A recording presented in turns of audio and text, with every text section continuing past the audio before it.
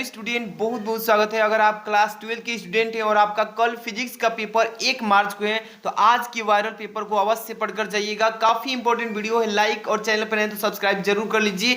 अगर आपका कल ही 1 मार्च फिजिक्स का पेपर है तो ये वायरल पेपर जरूर पढ़कर जाना है। देखिए, ये जो पेपर आप देख रहे हैं 2022 का है, लेकिन इसको समझ कर जाना है कि 2023 का पेपर है, क्योंकि इसी पेपर में से ज्यादा क्वेश्चन आपको कल देखने को मिलने वाला है। और इस पेपर का फुल सोल्यूशन बोर्ड एग्जाम की कॉपी पे बताएंगे, जो कि आप देख सकते हैं 346 जीएफ कोड का ये पेपर है। और देख सकते हैं कि ऐसा ही आपका भी पेपर कल यानी देखने को मिलेगा। सेम पेपर का बेस ऐसा ही रहेगा, क्वेश्चन में थोड़ा सा डिफरेंट मिलेगा, लेकिन बेस जो है ऐसा ही आएगा। फिजिक्स की कॉपी कैसे लिखना है इस वीडियो में पूरी जानकारी A to Z क्वेश्चंस का भी सॉल्यूशन मिलेगा इसमें।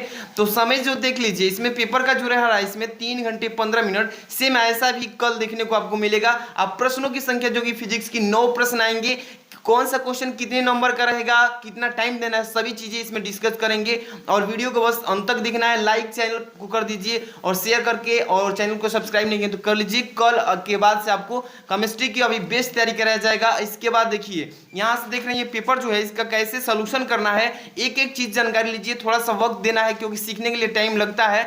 ये जो पेपर है आप देख सकते हैं, इसमें पूरा डिटेल में बता रहे हैं, तो वीडियो को पूरा अंत तक देखिएगा। कॉपी को कैसे लिखना, सभी चीजें इसमें हम डिस्कस करेंगे। पहले निर्देश पढ़ लेना जरूरी है किसी भी पेपर को चाहे आप दे रहे हैं, क्योंकि निर्देश में सारी चीजें वो पेपर का महत्वपूर्ण इसी में लिखा होता है। निर्देश में क्या करना है, कैसे करना है, कितने नंबर का है, कौन सा खंड करना है, कौन सा छोड़ना है, सभी चीज इसमें डिस्कस किया जाता है। पूरा अच्छे से पढ़ के तब स्टार्ट करना है पेपर। चलिए आगे देखिए, नोट प्रारंभ की 15 मिनट परीक्षार्थियों को प्रश्न पत्र पढ़ने के लिए दिया गया है। क्यों? क्योंकि 15 मिनट के अंदर आपको टाइम ऐसा दिया गया है कि आप पेपर को अच्छे से पढ़िएगा कि कौन सा क्वेश्चन ऐसा है जो कि गलती से आ चुका है।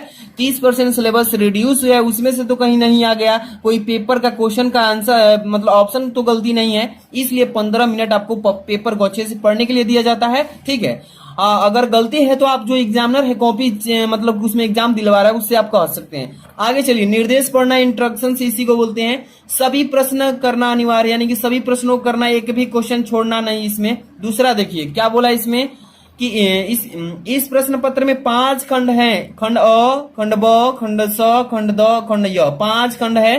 5 खंडों को करना है। तीसरा है खंड अ बहुविकल्पी है अब तथा प्रत्येक प्रश्न 1 नंबर के, मतलब कि जो पहला खंड है इसमें बहुविकल्पीय क्वेश्चन मिलेंगे और प्रत्येक प्रश्न 1-1 नंबर के मिलेंगे। खंड देखिए इसमें चौथा नंबर खंड ब जो है अति लघु उत्तरीय प्रश्न तथा प्रत्येक प्रश्न 1 नंबर के, ये भी रहेंगे। इसके बाद 5 नंबर खंड स जो है लघु उत्तरीय प्रश्न और 1 प्रकार के प्रश्न रहेंगे, प्रत्येक 2-2 नंबर के रहेंगे। इसके बाद देखिए यहाँ पे 6 नंबर खंड द जो है लघु उत्तरीय प्रश्न और 2 प्रकार के हैं, प्रत्येक प्रश्न मतलब कि इसमें 2-2 रहेंगे, इसमें से केवल एक करना है, 3 अंक के रहेंगे। इतने निर्देश में दिया है। अब यहाँ पर जो 7 नंबर कह रहा है कि खंड य जो है विस्तृत उत्तरीय प्रश्न है और प्रत्येक प्रश्न 5 नंबर के रहेंगे। इस खंड के चारों प्रश्नों में आंतरिक विकल्पों का चयन प्रदान किया गया है, पर ऐसे प्रश्नों में आपको दिए गए विकल्प में केवल एक ही सही होगा। इस तरीके से करना है। और यहाँ से स्टार्ट होता है आपका खंड अ। पहले तो इसको हम पढ़ते हैं, क्वेश्चन क्या कर रहा है। सेक्शन ए का पहला क्वेश्चन है कि क नंबर की श्वेत प्रकाश का प्रिज्म से गुजरने पर किस रंग के प्रकाश का अधिकतम विचलन होता है। आप पढ़े होंगे ना, प्रिज्म से मतलब कि सबसे अधिकतम किसका होता है और सबसे न्यूनतम किसका होता है। पेपर में एक निश्चित है कि हर साल पूछता है इसी क्वेश्चन से, कि सबसे पूछेगा कि श्वेत प्रकाश को जब प्रिज्म से गुजारा जाता है तो उसमें सबसे विचलन जो होगा कम किसका होगा, या तो पूछेगा अधिक किसका होगा। तो इसमें पूछ रहा है किस रंग का प्रकाश अधिकतम होगा। अधिकतम पूछेगा तो आप हमेशा याद रखिएगा कि बैगनी होगा, अगर न्यूनतम पूछ देगा तो लाल होगा। ठीक है ना, तो याद रखिएगा, हमेशा पेपर में पूछता है। तो चलिए इसको पहले हम 5 बहुविकल्पी को लगा लेते हैं, इसके बाद कॉपी में बता रहा हूं कि कैसे आपको वो लिखना है। चलिए बहुविकल्पी फटाफट से कर लीजिए। वैद्युत चुंबकीय तरंगे होती हैं, कैसी होती है वैद्युत चुंबकीय जो तरंगे होती है किस तरह की होती हैं, आपको ये बताना है। ठीक है, पहला है अनुदैर्ध्य तरंग। पहला क्या है? अनुदैर्ध्य। दूसरा है अनुप्रस्थ तरंग और तीसरा है अनुदैर्ध्य वो अनुप्रस्थ, दोनों कह रहा है इसमें। और चौथा कह रहा है इनमें से कोई नहीं। तो याद रखिएगा कि वैद्युत चुंबकीय तरंगे जो होती है ना, अनुप्रस्थ तरंगे होती है। कौन सी? यानी कि दूसरा ऑप्शन जो है ये हो जाएगा इसका करेक्ट आंसर। चलिए अगला क्वेश्चन देख लेते हैं, तो कॉपी में इसको कैसे फिलअप करेंगे, कैसे कॉपी में लिखेंगे वो चीज बताएंगे। इसके बाद तीसरा है न्यूमेरिकल टाइप क्वेश्चन। देखिए कह रहा है इसमें कि एक कुंडली के सिरों के बीच, एक कुंडली है और उसके सिरों के बीच 400 वोल्ट का प्रत्यावर्ती वोल्टेज यानी कि विभवांतर 400 वोल्ट दिया है। आरोपित करने पर 80 मिली एम्पियर की धारा प्रवाहित होती है, यानी करंट कितना चल रहा है उसमें 80 मिली एम्पियर। और कह रहे कुंडली का 100 प्रेरण प्रतिघात पूछा है। बहुत ही सिंपल क्वेश्चन है और इस तरीके का क्वेश्चन आता है बहुविकल्पी में। इसको कैसे करेंगे पहले हल कर लीजिए इसको, तब हम इसका कौन सा ऑप्शन सही है वो देखेंगे। सबसे पहले यहां पर देखिए कुंडली के सिरों के बीच विभवांतर दिया ना 40 वोल्ट दिया है, तो ये किसका मान दिया है सबसे पहले आपको मालूम होना चाहिए किस चीज का मान दिया, तभी आप न्यूमेरिकल कर पाएंगे।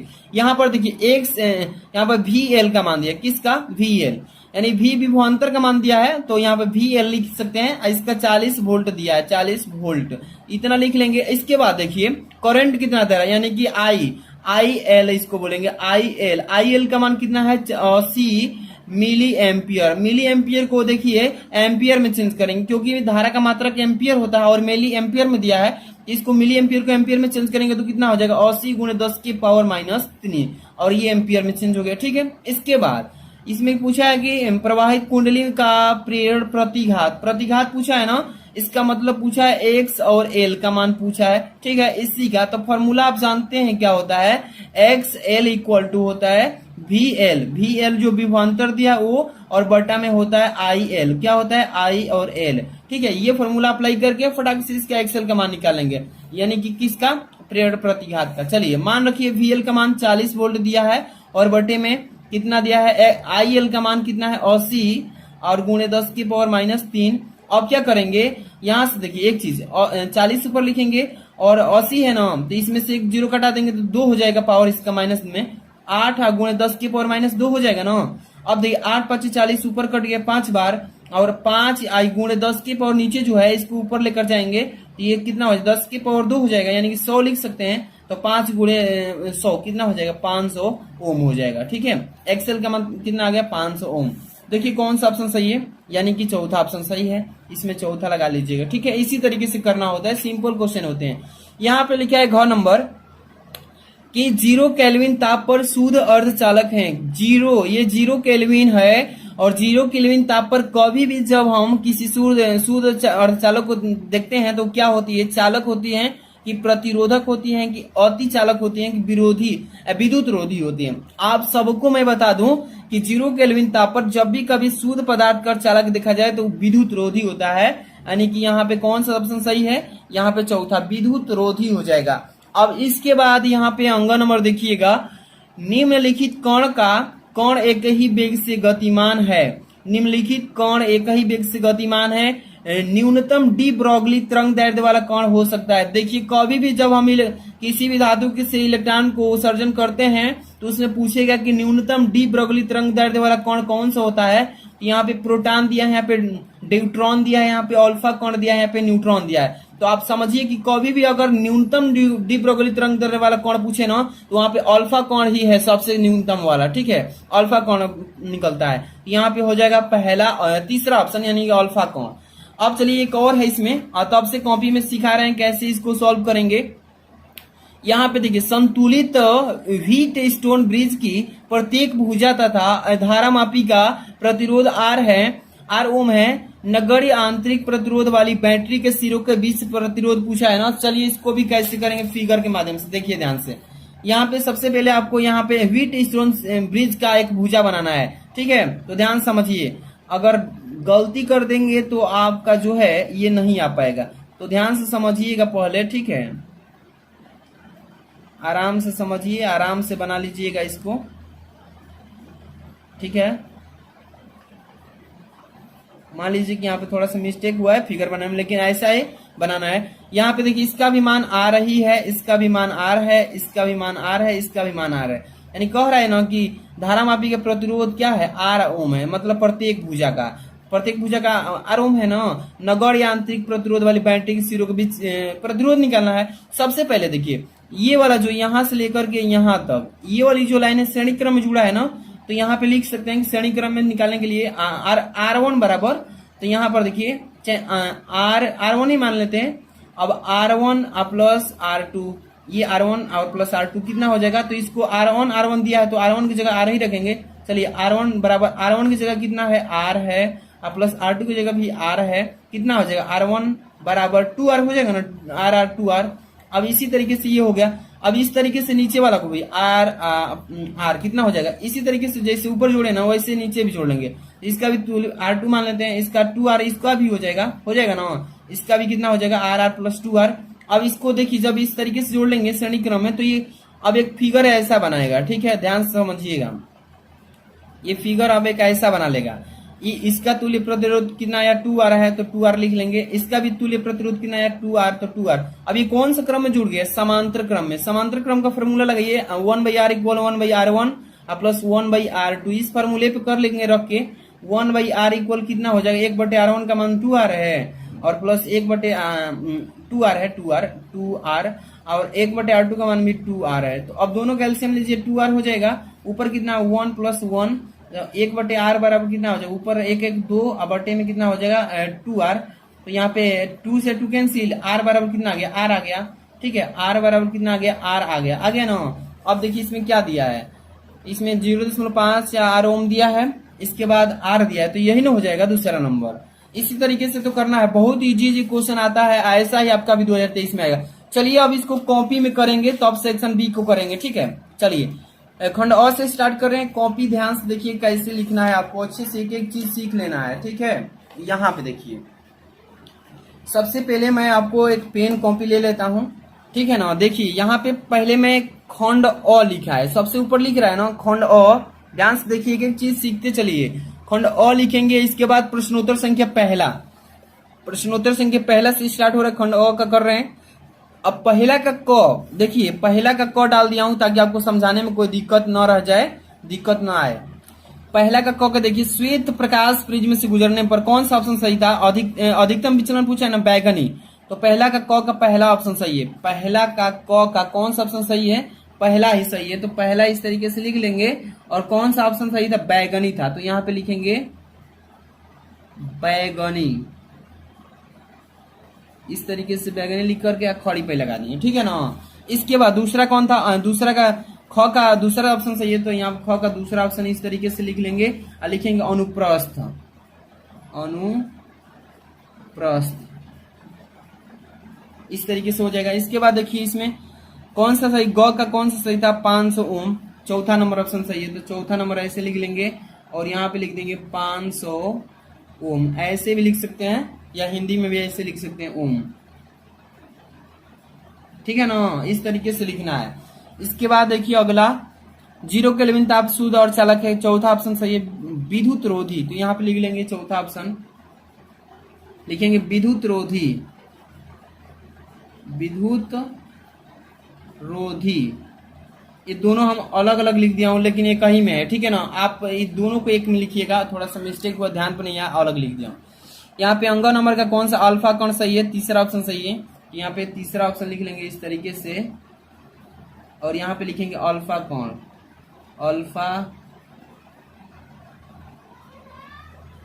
अल्फा इस तरीके से लिख सकते हैं, कौन लिख देंगे, ठीक है ना। या यही लिख सकते हैं, अल्फा कोण केवल लिख सकते हैं। मैं हिंदी में भी लिखा हूँ, इंग्लिश में प्रतीक बनाया हूँ। इसके बाद एक और ऑप्शन इसमें था, ध्यान से देखिएगा, ये है दूसरा ऑप्शन सही है, आर ओम, ये दूसरा ऑप्शन सही है, तो दूसरा इस तरीके लिखेंगे आर ओम, लिख लेंगे आर ओम, ठीक है ना। पहला का क्वेश्चन का पूरा क्वेश्चन कर लिया ना, 6 ऑप्शन बहुविकल्पी था, ऐसे ही करना है। इसके बाद अब अगला क्वेश्चन देखेंगे और तो अब सिखा रहे हैं कैसे करना है, देखिए ध्यान से। यहां से खंड ब स्टार्ट हो रहा है, ध्यान से देखिएगा, खंड ब, और इसी को इंग्लिश में सेक्शन बी कहते हैं। इंग्लिश वाले बच्चे जो होंगे इंग्लिश में करेंगे, हिंदी वाले हिंदी में। दूसरा का क लिखा है कि प्रकाश वैद्युत प्रभाव में देहली तरंग दैर्ध्य से क्या तात्पर्य है। देहली तरंग दैर्ध्य की परिभाषा पूछा, 1 नंबर का है, बहुत ही छोटा छोटा आंसर देना होगा पेपर में, ठीक है। तो देखिए देहली तरंग दैर्ध्य कैसे लिखेंगे, सबसे पहले खंड ब लिखेंगे, ठीक है, खंड ब से स्टार्ट कर रहे हैं ना, खंड ब। अब देखिए प्रश्नोत्तर संख्या दूसरा लिखा है ना, दूसरा लिखेंगे, और यहां से दूसरा का क और देहली तरंग दैर्ध्य यहाँ पे हेडिंग डालेंगे, जैसे मैंने डाला है सेम ऐसे ही आपको भी डालना है, एक भी नंबर नहीं कटेगा आपका, गारंटी दे रहा हूं। देहली तरंग दैर्ध्य, इसका परिभाषा लिखेंगे हेडिंग डाल के, कि किसी धातु पर, देखिए ध्यान समझिएगा कि जब किसी धातु पर आपतित प्रकाश की तरंग दैर्ध्य का वह अधिकतम मान जिससे तरंग दैर्ध्य का प्रकाश धातु पृष्ठ से प्रकाश इलेक्ट्रॉन उत्सर्जित कर सके उसे देहली तरंग दैर्ध्य कहते हैं, यह कहलाता है। ठीक है ना, एक बार फिर से समझिएगा इसको क्या कह रहा है इसमें, इसका देहली तरंग दैर्ध्य का थ्योरी कि किसी धातु पर आपतित प्रकाश, जब हम किसी भी सोडियम पर, एल्यूमिनियम पर, किसी भी धातु पर जब हम प्रकाश को डालते हैं, ठीक है, तो वही कह रहा है किसी धातु पर आपतित प्रकाश मतलब जब डालते हैं तो तरंग दैर्ध्य का वह अधिकतम, जब तरंग आता है ना तो वह अधिकतम मान जिससे तरंग दैर्ध्य का प्रकाश धातु पर पड़ने से उसके पृष्ठ से प्रकाश की वजह से इलेक्ट्रॉन उत्सर्जित हो सके उसी को देहली तरंग दैर्ध्य कहते हैं। अब देखिए इसे लैम्डा नॉट से प्रदर्शित करते हैं, देहली तरंग दैर्ध्य को क्या बोलते हैं, लैम्डा नॉट, और से प्रदर्शित करते हैं। इसका फॉर्मूला क्या होता है, lambda naught equal to C upon V naught. C निर्वात में प्रकाश की चाल है, आवृत्ति है। ठीक है, इस तरीके से आपको अच्छे से लिखना है, समझ में आ रहा है ना। इसके बाद अगला क्वेश्चन आपके सामने है, यहाँ पे देखिए ख नंबर, हाइड्रोजन परमाणु के वर्ण क्रम में कौन सी श्रेणी पराबैंगनी भाग में होती है। तो ये आपको देखिए इसका अगर आप लाइनर मतलब कि आप श्रेणी बनाएंगे तो सारी श्रेणियों को बनाना पड़ेगा, लेकिन एक नंबर का क्वेश्चन है तो शॉर्ट में भी दे सकते हैं इसका आंसर कि हाइड्रोजन परमाणु के वर्ण क्रम में मतलब कौन सी श्रेणी में पराबैंगनी भाग आता है। तो यहाँ पे इसका उत्तर लिखेंगे, ध्यान दीजिएगा। अब यहाँ पे एक चीज सीखने का आपको मौका मिल रहा है तो अच्छे से समझ लीजिए ताकि फिजिक्स में कोई दिक्कत न रह जाए। हिंदी में भी सिखा दिए हैं कैसे कॉपी लिखना है, इंग्लिश में भी सिखा दिए हैं। देखिए दूसरा का ख कर रहे हैं ना, दूसरा का ख ऐसे डालेंगे क्या, हाइड्रोजन परमाणु के वर्ण क्रम में लाइमन श्रेणी में नंबर 1 पे भाग में आती है, इस तरीके से लिख देंगे। अगर आप कहते हैं कि इसका फिगर भी बनाइए पूरा श्रेणियों का तो भी बना सकते हैं, लेकिन बनाने की जरूरत नहीं है, सीधे सीधे एक लाइन में आंसर देना इसका 1 नंबर का क्वेश्चन है। ठीक है, क्योंकि अभी आगे चलेंगे ना तो बहुत बड़े बड़े क्वेश्चन मिलेंगे। इसके बाद अगला क्वेश्चन देखिए, इसमें पहला है ग नंबर दूसरा का 1 हेनरी मतलब 1 हेनरी अन्योन्य प्रेरण गुणांक की परिभाषा लिखिए।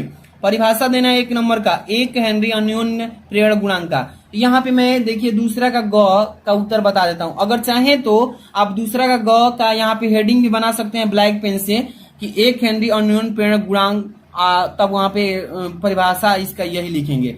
तो मैं यहाँ पे परिभाषा नहीं, हेडिंग नहीं बनाया हूं, लेकिन डायरेक्ट परिभाषा लिख दे रहा हूं। आप ऐसे भी लिख सकते हैं कि यदि किसी कुंडली में, ध्यान समझिएगा कि यदि किसी कुंडली में 1 एम्पियर की धारा प्रवाहित करने पर उससे बाध्य चुंबकीय फ्लक्स का मान 1 वेबर हो तो उसे कुंडली का स्वप्रेरण 1 हेनरी कहलाता है। बहुत ही सिंपल सा परिभाषा है, और ऐसे अगर आप लिख देंगे पेपर में इतने का मतलब थ्योरी 1 हेनरी स्वप्रेरण गुणांक का, तो आपको यहाँ पे 1 नंबर कोई नहीं रोकेगा। ठीक है, ऐसे ही लिखना है साफ साफ, अच्छे समझते चलिए। अगला क्वेश्चन है इसमें घ नंबर की, एक तार को खींचकर 2 गुनी लंबाई कर देते हैं तो तार की प्रतिरोधकता पर क्या प्रभाव पड़ेगा। देखिए एक तार है, मान लीजिए यही तार है और ये तार पहले पूर्व अवस्था में है, तो ये जो है इसकी लंबाई के जो है इसको दोगुना करने के लिए बोला है। तो दोगुना जब हम इसको कर देंगे इससे डबल लंबा हो जाएगा ना, तब जब लंबा हो जाएगा तो तार की प्रतिरोधकता पर क्या प्रभाव पड़ेगा,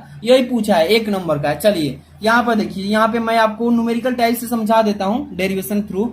यहाँ पे 2 का घ कर रहे हैं, मान लीजिए कि कोई तार है, यही तार है, ये जो तार है तो पहले तो पूर्वावस्था में ऐसा होगा ना, तो इसकी लंबाई पहले की अवस्था मतलब A1 हो जाएगी, क्षेत्रफल अनुप्रस्थ काट का लंबाई L1 हो जाएगा। ठीक है, अब इसी को हम लंबड़ा करके दोगुना कर देंगे, तो यहाँ पे दोगुना करेंगे तो इसका क्षेत्रफल जो होगा ना वो क्या हो जाएगा, लंबाई तो बढ़ जाएगी, लेकिन पहले जो क्षेत्रफल होगा यहाँ पे देखिए ये मतलब दोगुना था, लेकिन जैसे लंबड़ाए हैं तो ये आधा हो जाएगा क्षेत्रफल। तो यहाँ पे देखिए इसका प्रतिरोध पहले निकालेंगे, प्रतिरोधकता निकालना है ना, तो इसके लिए फॉर्मूला होता है R1 बराबर, जब पूर्व स्थिति में था, पहले की स्थिति में जब लंबड़ाए नहीं थे तब R1 बराबर रो इंटू L1 अपान A1 क्या है। अब देखिए जहां L क्या है इसमें तार की लंबाई हो गई, ठीक है ना, यहाँ पे तार की लंबाई, A क्या है अनुप्रस्थ काट का क्षेत्रफल कहलाता है, और रो क्या है प्रतिरोधकता कहलाता है। अब प्रतिरोध निकालिए, R1 बराबर रो इंटू L1 बटा में A1 इसी तरीके से हम अब जब तार को लंबड़ा दिए, दुगुना कर दिए ना, तो उसका प्रतिरोधकता क्या हो जाएगा, R2 बराबर रो जहां एक नियतांक कार्य करता है, इस पर कोई डिपेंड नहीं पड़ेगा, कोई भी प्रभाव ही नहीं पड़ेगा इफेक्ट इस पर, तो रो इंटू L2 अपान A2, ठीक है, क्योंकि जब लंबड़ा दिए तो इसका सब कुछ बढ़ेगा। अब यहाँ पे देखिए, अब इसको R2 बराबर लिखेंगे रो इंटू 2L1, मतलब कि अब हमारा दूसरा जो है दोगुना लंबाई कर रहे हैं ना पहले की स्थिति से, तो 2 से गुना हो जाएगा लंबाई में, और जो इसका क्षेत्रफल है वो आधा हो जाएगा, क्योंकि देखिए क्षेत्रफल इतना में मोटा था, जैसे इसको लंबड़ाए तो इसका क्षेत्रफल जो है लंबड़ कर आधा हो गया, पतला हो गया ना, तो वही A1/2 लिखेंगे, क्षेत्रफल आधा हो गया। अब R2 बराबर लिखेंगे रो इंटू, अब यहाँ पे देखिए, अब इसको हल करेंगे, 2 में 2 से गुणा हो जाएगा, ऊपर जाएगा 4L1 और बटा में A1 हो जाएगा, ठीक है, हल किए हैं इसको, बस ये भाग के रूप में है तो ऊपर जाएगा तो 2 में 2 से गुणा हो जाएगा। अब देखिए R2 बराबर 4L1 बटा में A1 इक्वल टू 4। अब देखिए क्योंकि यहाँ पे देखिए इसका जो है लंबाई क्या हो जाएगा 4 गुना, तो यहाँ पे प्रतिरोध जो होगा क्या हो जाएगा, इसका 4 गुना हो जाएगा, तो R2 बराबर लिखेंगे कि 4 गुना पुराने प्रतिरोध की अपेक्षा हो जाएगा, ठीक है, यही दिखाना था, कुछ है नहीं इस क्वेश्चन में, इस तरीके से लिख देंगे आपका हो जाएगा। अब अगला क्वेश्चन देखिए, 4 हो गया, 5वां पे चलते हैं, क्वेश्चन नंबर 5, ध्यान से देखिएगा, अंक नंबर, इसी को बोलेंगे अंक। क्वेश्चन बहुत ही इंटरेस्टिंग है, ध्यान से पढ़िएगा। दूसरा का 5 सेंटीमीटर लंबा तार को 2 × 10⁻⁴ टेस्ला के चुंबकीय क्षेत्र में रखा जाता है और 3 मिली एम्पियर की धारा तार में प्रवाहित करने पर तार पर अधिकतम कितना बल आरोपित होगा, ये क्वेश्चन पूछ रहा है ना। ध्यान से देखिए, जब भी आप न्यूमेरिकल लगाइएगा ना तो ध्यान में रखिएगा हमेशा कि न्यूमेरिकल में जो मान दिया है उचित मात्रक में है कि नहीं, अगर नहीं होगा तो उसको हम बदलेंगे उचित मात्रक में, तब उसको फॉर्मूला के अकॉर्डिंग हल करेंगे। चलिए 5 सेंटीमीटर लंबा तार, लंबाई जो है तार का कितना दिया है, एक लंबा तार है 5 सेंटीमीटर का, तार का लंबाई L बराबर कितना है, तो 5 सेंटीमीटर, और हम जानते हैं कि किसी चीज की लंबाई जो होती है मीटर में होती है, क्योंकि लंबाई का मात्रक मीटर होता है। यहाँ पे दिया है L बराबर सेंटीमीटर में, तो इसको मीटर में चेंज कर लीजिए, तो 5 में 100 से भाग होगा, या तो 5 × 10⁻⁻² हो जाएगा, और ये मीटर में चेंज हो गया, समझ में आ रहा है ना। इसके बाद अब यहाँ पे 2 × 10⁻⁴ टेस्ला के चुंबकीय क्षेत्र में रखा जाता है, चुंबकीय क्षेत्र यानी कि B का मान, यहाँ पे B का मान दे दिया है, मान लीजिए कि कितना, 2 × 10⁻⁴ टेस्ला, ठीक है, टेस्ला में दिया है, और यहाँ पे 3 मिली एम्पियर में दिया है क्या चीज, धारा, तो धारा I का मान दिया है 3 मिली एम्पियर, तो मिली को हम जानते हैं ना, अभी एक क्वेश्चन आपको बताए थे पीछे, अभी यहाँ पे थोड़ा सा ध्यान दीजिएगा, 1 सेकेंड, यहाँ पे देखिए, यहाँ पे दिया है ना, और धारा का मान 80 मिली एम्पियर, तो मिली एम्पियर को किस में बदले थे, अभी एम्पियर में, क्योंकि धारा का मात्रक ही होता है एम्पियर, और मिली एम्पियर में दिया है, तो यहाँ पे इसको भी चेंज करेंगे एम्पियर में, तो क्या किए थे हम, 3 × 10⁻⁻3, ठीक है, ये एम्पियर में चेंज हो गया है ना। अब क्या करना है, ध्यान समझिएगा कि धारा तार में प्रवाहित करने पर तार का अधिकतम बल कितना आरोपित होगा, तो बल निकालना है, तो इसके लिए फॉर्मूला होता है क्या, IBL पर फॉर्मूला कर लीजिएगा। I का मान कितना दिया है, ध्यान से देखिए, 3 × 10⁻⁻3, और यहाँ पे B का मान कितना है, तो 5 × 10⁻2, और यहाँ पे L का मान कितना है, सॉरी यहाँ पे, तो चलिए कोई बात नहीं, गुणा में तो कहीं भी रख सकते हैं, क्योंकि देखिए I का मान 3 दिया है, × 10⁻3, और यहाँ पे ये किस चीज का मान रख दिए, हाँ L का मान रख दिए, तो चलिए गुणा में कोई बात नहीं, इधर उधर भी रख सकते हैं। 5 × 10⁻2 और गुणे B का मान कितना है, तो 2 × 10⁻4, 2 × 10⁻4, ठीक है। अब हल कर लीजिए इसको, चलिए 3 से गुणा कीजिए, 3 दूनी के 6, 6 × 5 = 30 हो जाएगा, अगुणे 10⁻2 और 10⁻3, ये कितना हो गया 5, और 10⁻4 कितना हो गया 10⁻9, यहाँ पे न्यूटन।